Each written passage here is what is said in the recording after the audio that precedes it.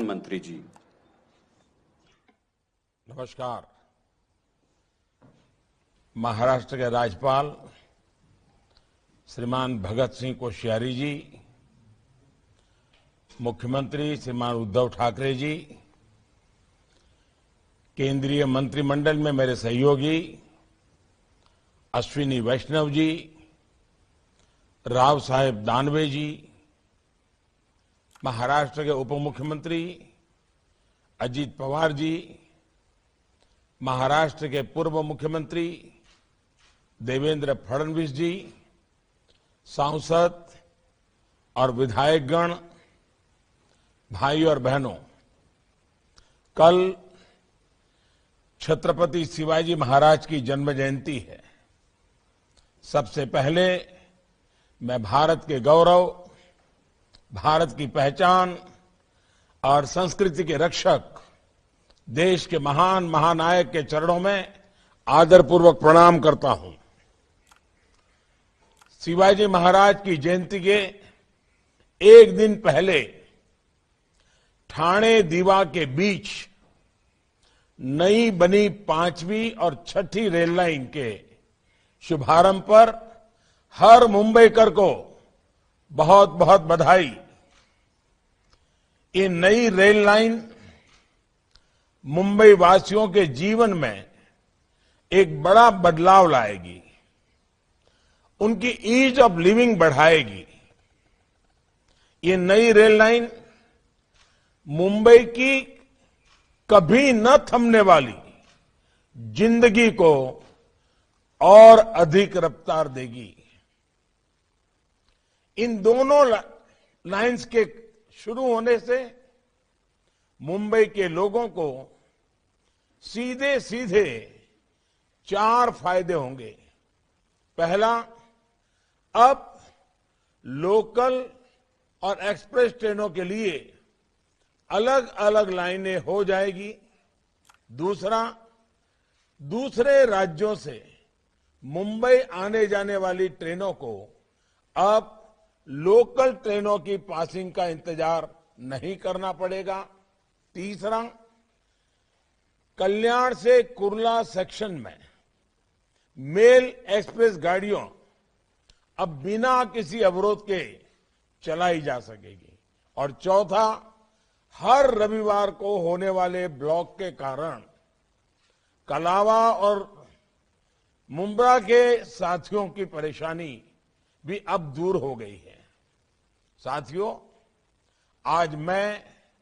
आज से central railway line पर 36 नई लोकल चलने जा रही हैं। इनमें से भी अधिकतर एसी ट्रेनें हैं। ये लोकल की सुविधा को विस्तार देने, लोकल को आधुनिक बनाने के केंद्र सरकार के कमिटमेंट का हिस्सा है। बीते 7 साल में मुंबई में मेट्रो का भी विस्तार किया गया है। मुंबई से सटे सबर्बन सेंटर्स में मेट्रो नेटवर्क को तेजी से फैलाया जा रहा है। भाई और बहनों, दशकों से मुंबई की सेवा कर रही लोकल का विस्तार करने, इसको आधुनिक बनाने की मांग बहुत पुरानी थी। 2008 में इस 5वीं और 6ठी लाइन की शिलान्यास हुआ था। इसको 2015 में पूरा होना था, लेकिन दुर्भाग्य यह है कि 2014 तक ये प्रोजेक्ट अलग अलग कारणों से लटका रहा। इसके बाद हमने इस पर तेजी से काम करना शुरू किया, समस्याओं को सुलझाया। मुझे बताया गया है कि 34 स्थान तो ऐसे थे जहां नई रेल लाइन को पुरानी रेल लाइन से जोड़ा जाना था। अनेक चुनौतियों के बावजूद हमारे श्रमिकों ने, हमारे इंजीनियर्स ने इस प्रोजेक्ट को पूरा किया। दर्जनों पुल बनाए, फ्लाईओवर बनाए, सुरंग तैयार की। राष्ट्र निर्माण के लिए ऐसे कमिटमेंट को मैं हृदय से नमन भी करता हूं, अभिनंदन भी करता हूं। भाई और बहनों, मुंबई महानगर ने आजाद भारत की प्रगति में अपना अहम योगदान दिया है। अब प्रयास ये है कि आत्मनिर्भर भारत के निर्माण में भी मुंबई का सामर्थ्य कई गुना बढ़े। इसलिए मुंबई में 21वीं सदी के इंफ्रास्ट्रक्चर निर्माण पर हमारा विशेष फोकस है। रेलवे कनेक्टिविटी की ही बात करें तो यहां हजारों करोड़ रुपए का निवेश किया जा रहा है। मुंबई सबर्बन रेल प्रणाली को आधुनिक और श्रेष्ठ टेक्नोलॉजी से लैस किया जा रहा है। हमारा प्रयास है कि अभी जो मुंबई सबर्बन की क्षमता है उसमें करीब करीब 400 किलोमीटर की अतिरिक्त वृद्धि हो जाए। सीबीटीसी जैसी आधुनिक सिग्नल व्यवस्था के साथ साथ 19 स्टेशनों के आधुनिकीकरण की भी योजना है। भाई और बहनों, मुंबई के भीतर ही नहीं बल्कि देश के दूसरे राज्यों से मुंबई की रेल कनेक्टिविटी में भी स्पीड की जरूरत है, आधुनिकता की जरूरत है। इसलिए Ahmedabad Mumbai high speed rail आज मुंबई की देश की आवश्यकता है। ये मुंबई की क्षमता को सपनों के शहर के रूप में मुंबई की पहचान को सशक्त करेगी। ये प्रोजेक्ट तेज गति से पूरा हो, ये हम सभी की प्राथमिकता है। इसी प्रकार वेस्टर्न डेडिकेटेड फ्रेट कॉरिडोर भी मुंबई को नई ताकत देने वाला है। साथियों, हम सभी जानते हैं कि जितने लोग भारतीय रेलवे में एक दिन में सफर करते हैं उतनी तो कई देशों की जनसंख्या भी नहीं है। भारतीय रेल को सुरक्षित, सुविधायुक्त और आधुनिक बनाना हमारी सरकार की सर्वोच्च प्राथमिकताओं में से एक है। हमारी इस प्रतिबद्धता को कोरोना वैश्विक महामारी भी डिगा नहीं पाई है। बीते 2 सालों में रेलवे ने फ्रेट ट्रांसपोर्टेशन में नए रिकॉर्ड बनाए हैं। इसके साथ ही 8,000 किलोमीटर रेल लाइनों का इलेक्ट्रिफिकेशन भी किया गया है। करीब 4,500 किलोमीटर नई लाइन बनाने या उसके दोहरीकरण का काम भी हुआ है। कोरोना काल में ही हमने किसान रेल के माध्यम से देश के किसानों को देश भर के बाजारों से जोड़ा है। साथियों, हम सभी ये भी जानते हैं कि रेलवे में सुधार हमारे देश के लॉजिस्टिक्स सेक्टर में क्रांतिकारी बदलाव ला सकता है। इसलिए बीते 7 सालों में केंद्र सरकार रेलवे में हर प्रकार के रिफॉर्म्स को प्रोत्साहित कर रही है।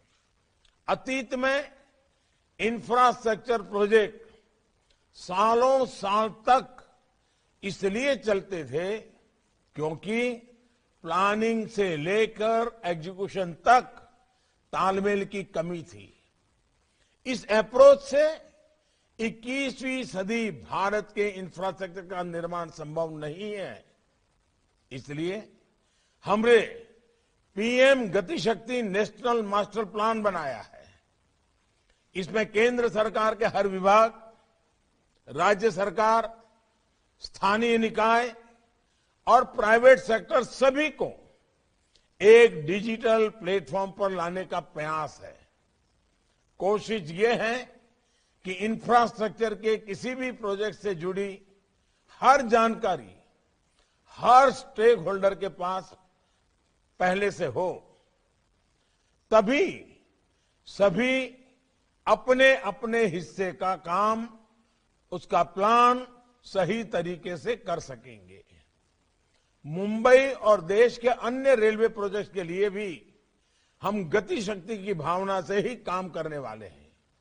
साथियों, बरसों से हमारे यहां एक सोच हावी रही कि जो साधन संसाधन गरीब इस्तेमाल करता है, मिडिल क्लास इस्तेमाल करता है, उस पर निवेश नहीं करो।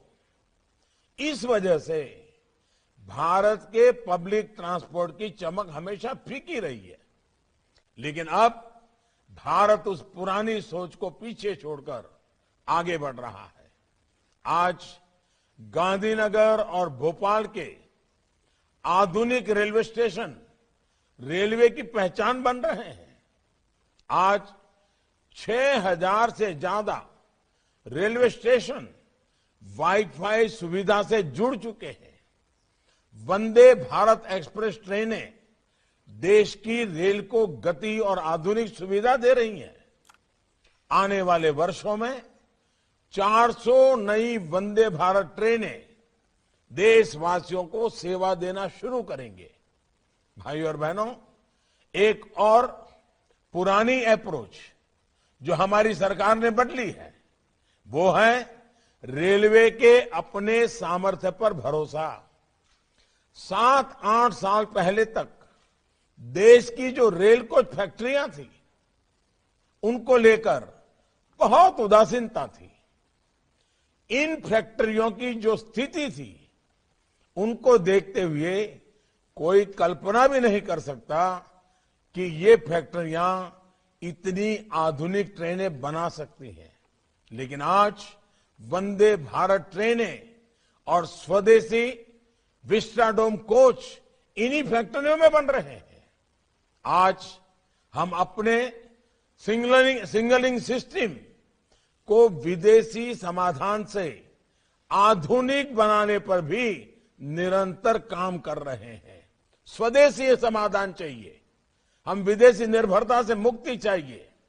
साथियों, नई सुविधाएं विकसित करने के इन प्रयासों का बहुत बड़ा लाभ मुंबई और आसपास के शहरों को होने वाला है। गरीब और मिडिल क्लास परिवारों को इन नई सुविधाओं से आसानी भी होगी और कमाई के नए साधन भी मिलेंगे। मुंबई के निरंतर विकास के कमिटमेंट के साथ एक बार फिर सभी मुंबईकरों को बहुत बहुत बधाई देता हूं। बहुत बहुत धन्यवाद।